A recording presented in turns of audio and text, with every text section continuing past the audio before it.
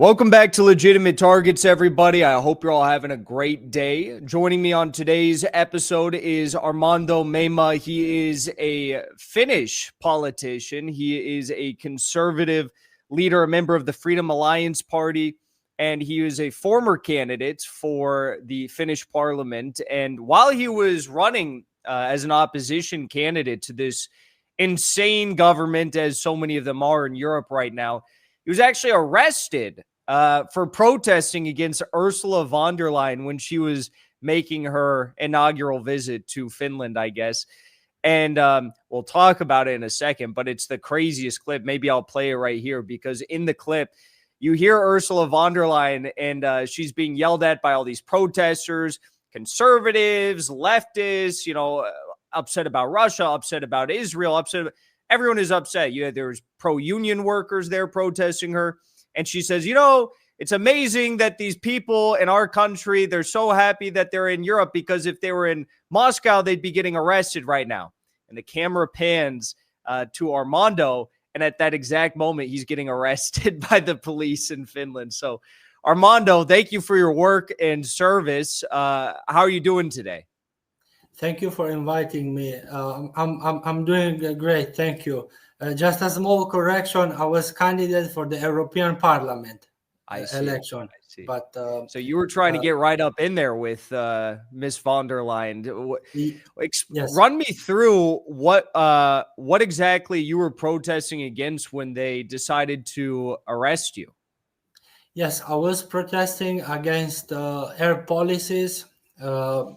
Mainly, I joined peacefully. They were there, the university student of Helsinki, and they were protesting against the genocide in Gaza. And I was technically not part of the protest because I was going to take my child from the daycare. I didn't know that Ursula von der Leyen was coming to Finland that day. It was 5 days before the actual voting day for the EU elections, and I was running myself as a candidate, and I'm like, wow, what a great opportunity! Finally, because she never shows herself in the public.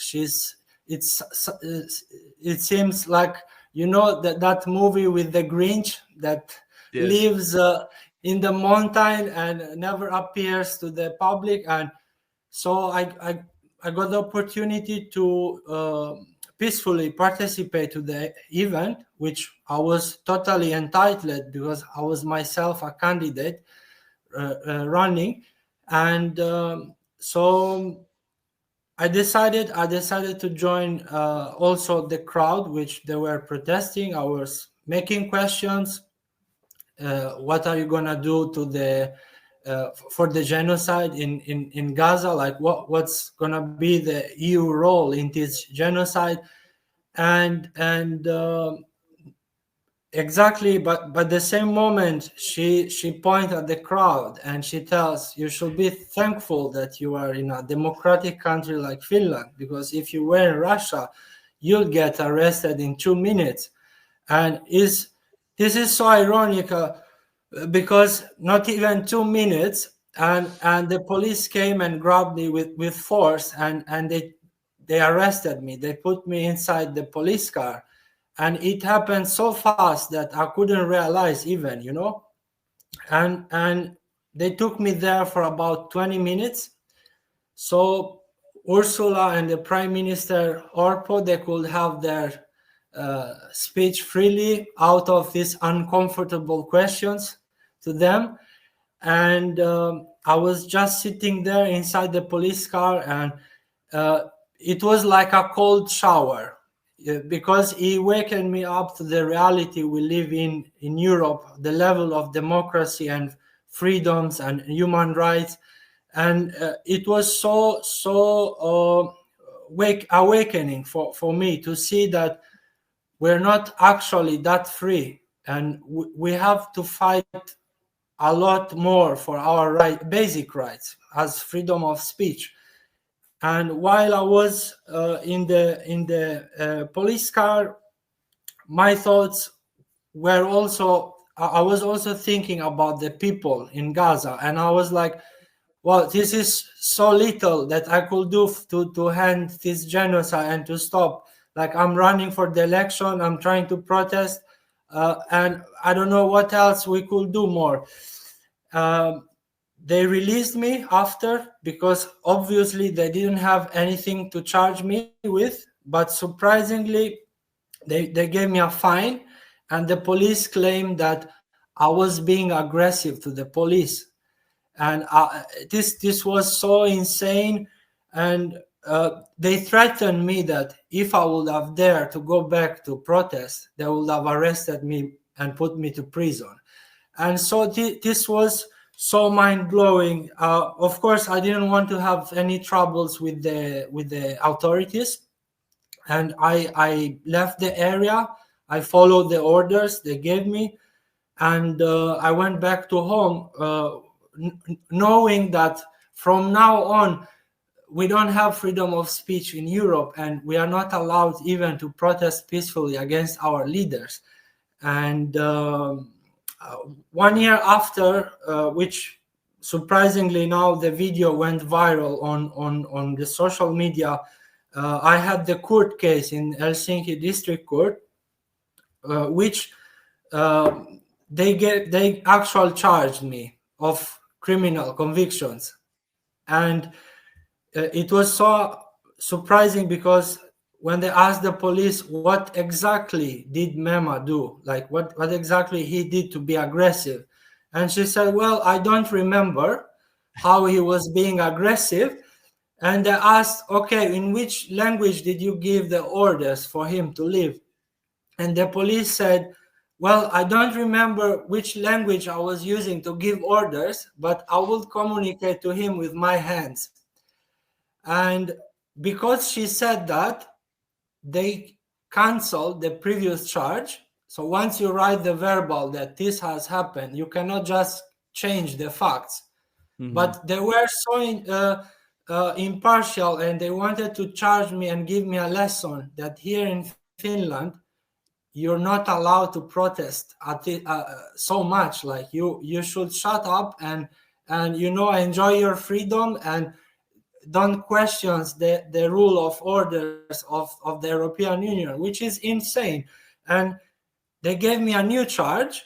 So from being aggressive and not following the orders, they gave me the charge of damage to an official. So they claimed that I damaged the public authority, and that was even more absurd.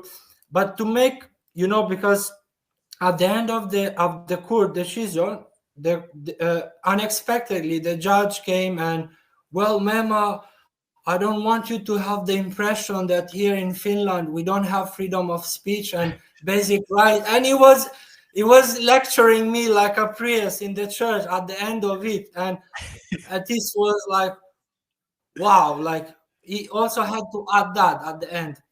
And now I'm still fighting for incredibly for the mainstream media to publish the news.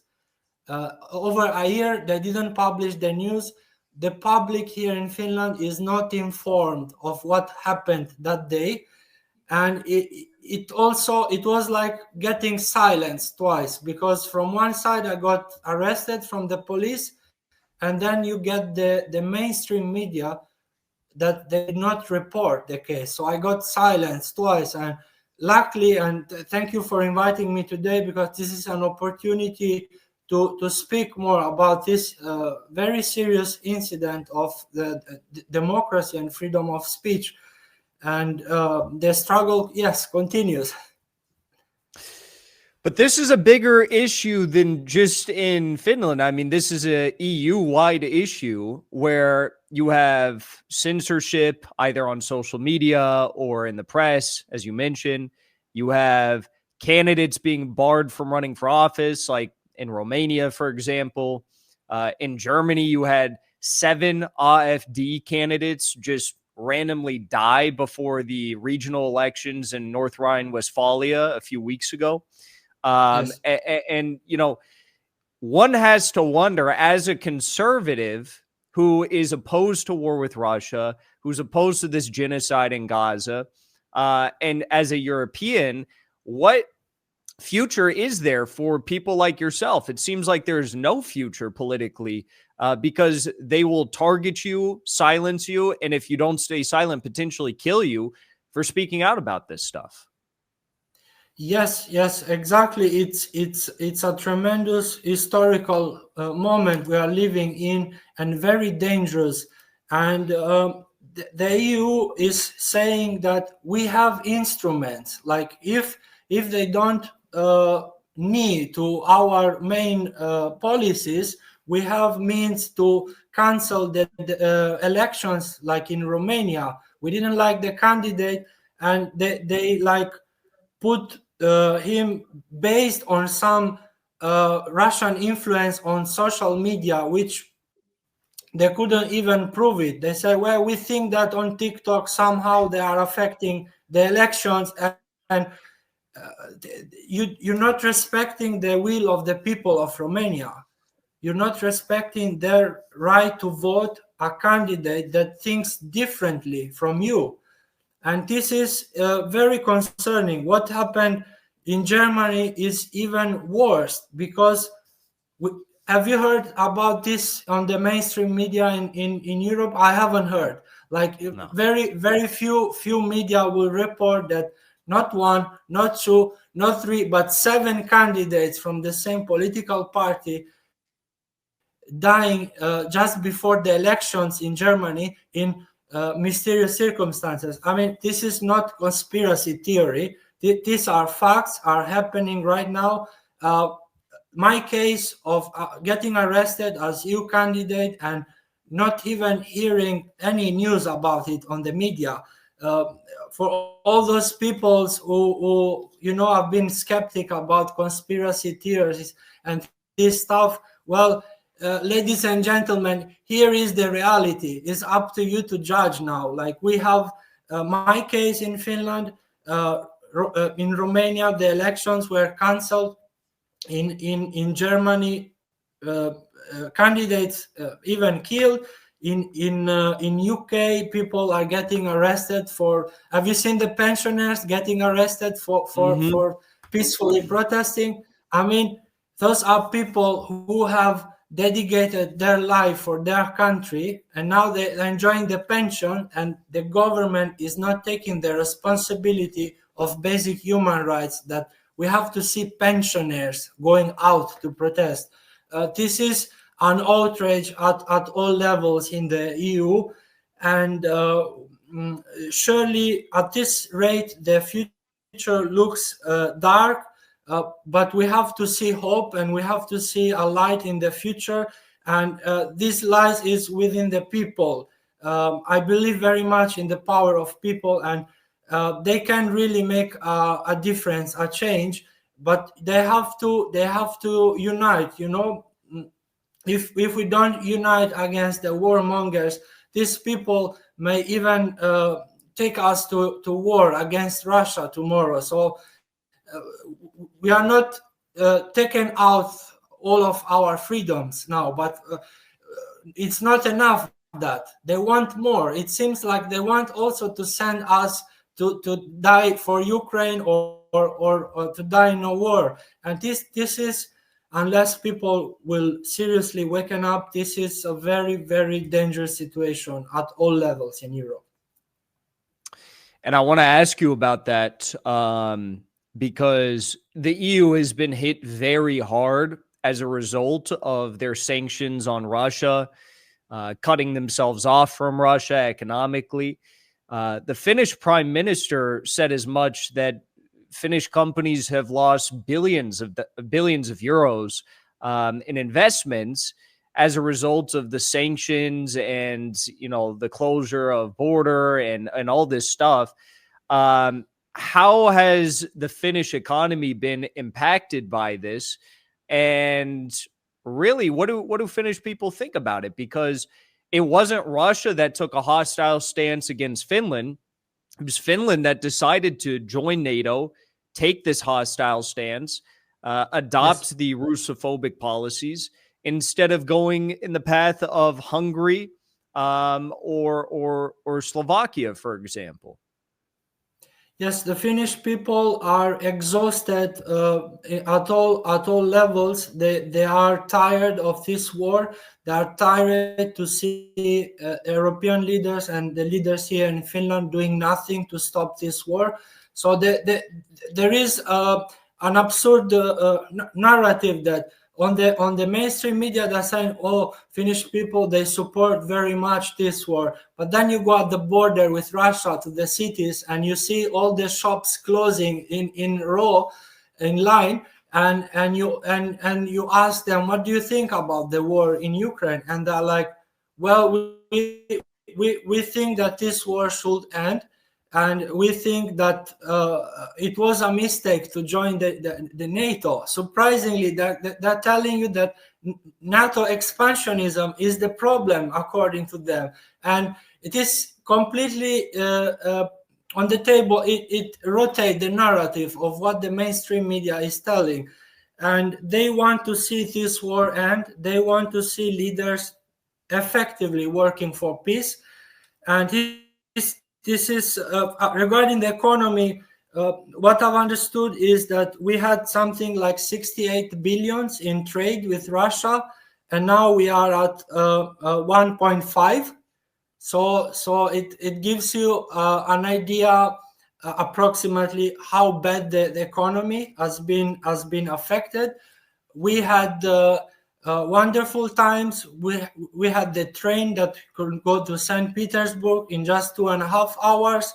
Mm-hmm. From Helsinki, people could move freely to and within Russia, and it seems that all of a sudden, they are putting the Finnish people against Russia. So they're trying to have you seen like President Stubb at the United Nations recently? He said that, well, the problem of this conflict, it is Russia that do not respect international law. And then he goes and makes a picture with former terrorist Yolani, and that is the current leader of Syria. So this is the kind of base world order that you are saying we should abide to. I mean, he lied about Russia being the main problem of this conflict, and Julian Assange said this very, very powerful quote that I like to repeat all the time, that if wars can be started by telling lies, then peace can start by telling the truth. And it is very important in this historical moment that we speak the truth at all levels, the leaders, journalists, average people. So all of the people have to speak the truth, because what happens when we don't speak the truth and we abide by lies, we're very much likely to end up in a big war. And so this is pretty much what the Finnish people think, surprisingly. Mm-hmm. When you look at Finland, it's a country that, as I understand, has mandatory military service. You have the Finnish government that just allowed for the EU and the United States to engage in special forces training. Up until September 12th, there was the special forces training in Finland. Finland announced they're going to be raising their defense spending budget by 3%, I believe, over the next few years. And you have President Stubb that is saying all this ludicrous stuff about, we're considering the idea of, troop deployments on behalf of Ukraine. We're not 100% there, but maybe in the future. Are the Finnish mothers and fathers ready to send their young men and women, their young boys and girls, to go and die for Ukraine in this proxy war against Russia? No, they are not ready, and in fact, they are very concerned and worried, especially those parents that they have their children now at the age of military services.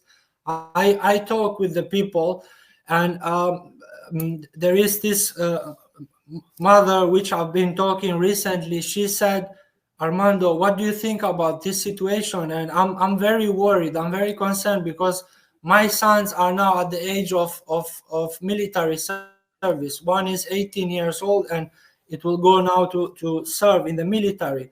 And I said, you have fully right to be concerned, because I've been speaking to some of the Finnish MPs, and I asked them this very specific question: what do you think will happen in case Ukraine runs out of soldiers? Are you willing to send to vote in the parliament for sending the Finnish soldiers to Ukraine?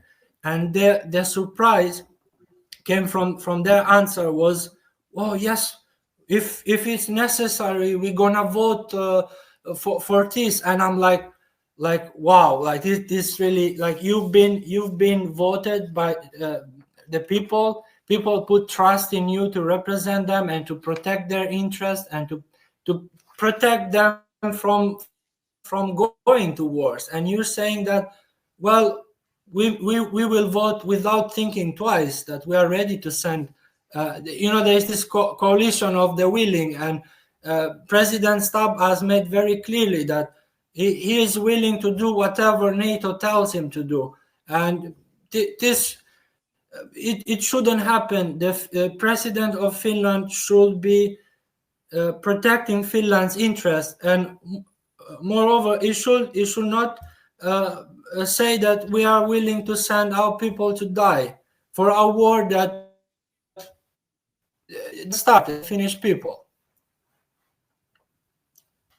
It's absolutely insane. I mean, I can't imagine being in that position on the border and having that long and painful history with Russia, and considering to now do something like this. It's just, it's the worst possible decision I think any, representative or president could make, but we seem to be on the precipice of just that. This coalition of the willing has escalated its rhetoric over the past few days, really, saying that they'll shoot down any Russian planes that enter the sovereign airspace of these countries. Do you think that they're trying to now put the final nails in the coffin and prepare the public for something like that? I mean, the rhetoric is insane that we're witnessing right now.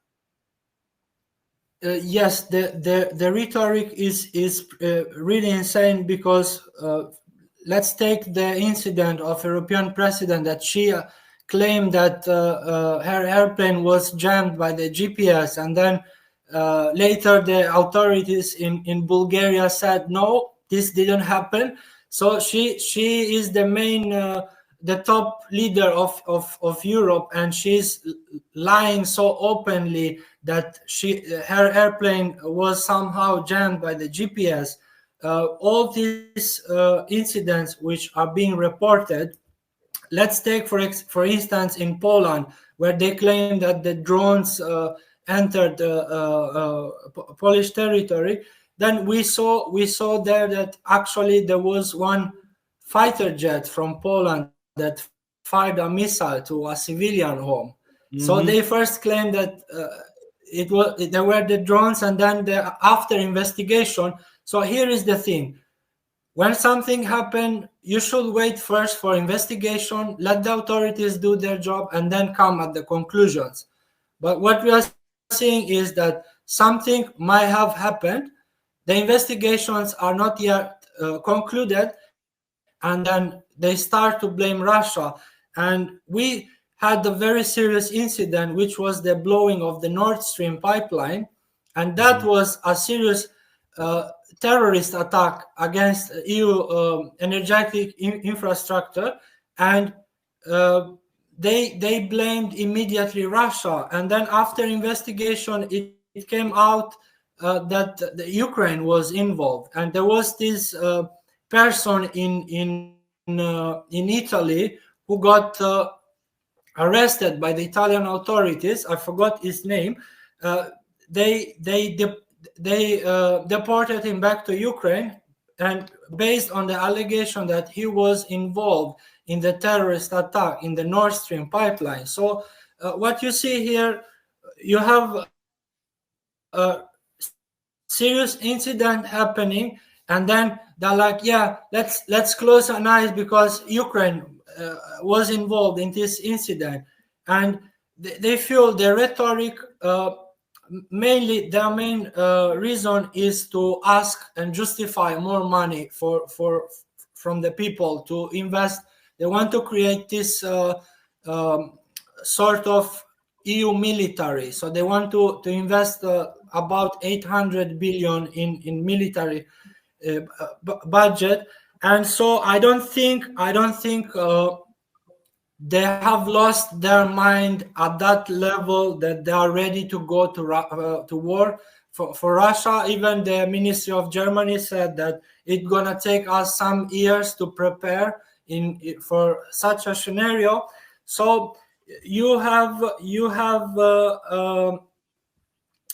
if I'll be Russia, I'll be worried to see all these claims and all this rhetorics that is intensifying for sure. Mm-hmm.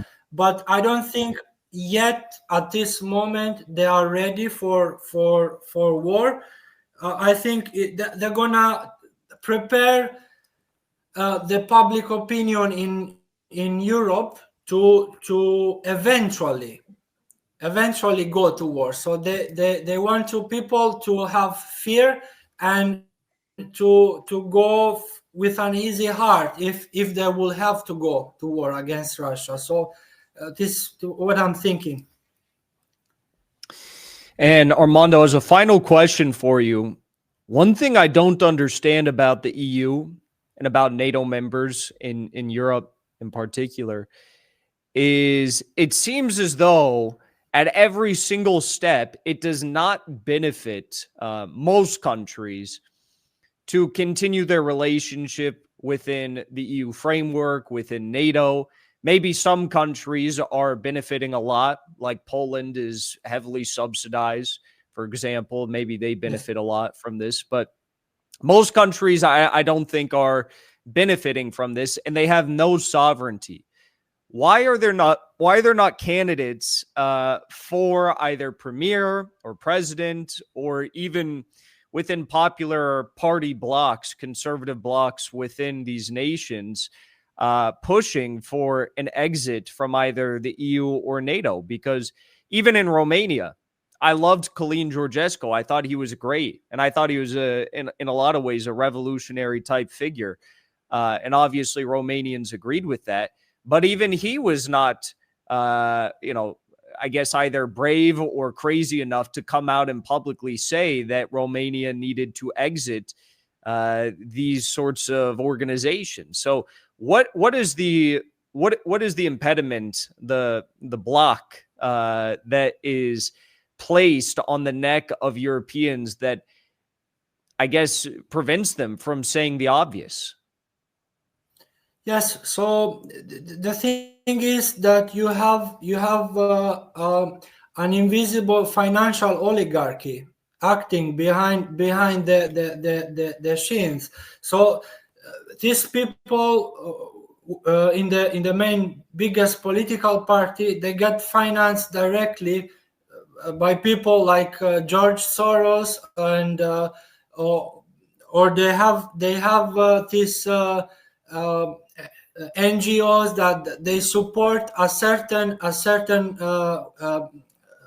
politics. And the invisible line here is that the lobby of the weapons, especially from America, they can influence politicians in America. Imagine politicians here in Europe that they are probably easier to get on their side financially. So The main problem is that also the media in Europe, it is financed by the same financial oligarchy. So what we see here, when you ask yourself the question, why is it not the will of the people represented in those institutions or in the politics? Well, the answer is simple. They are there to represent the financial oligarchy interest. Look at what happened with the Pfizer scandal of the vaccines with European president.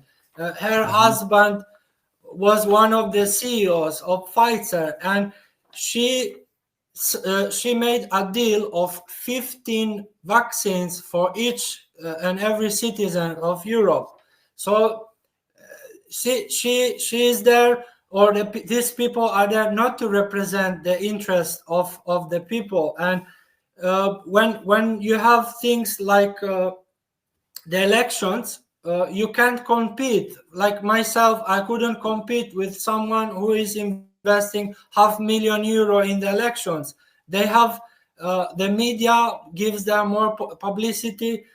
They have possibility to advert themselves everywhere, and so this is what really people are failing to understand, that where there is financial oligarchy, where there is big capitals, then the interests cannot represent the will of the people.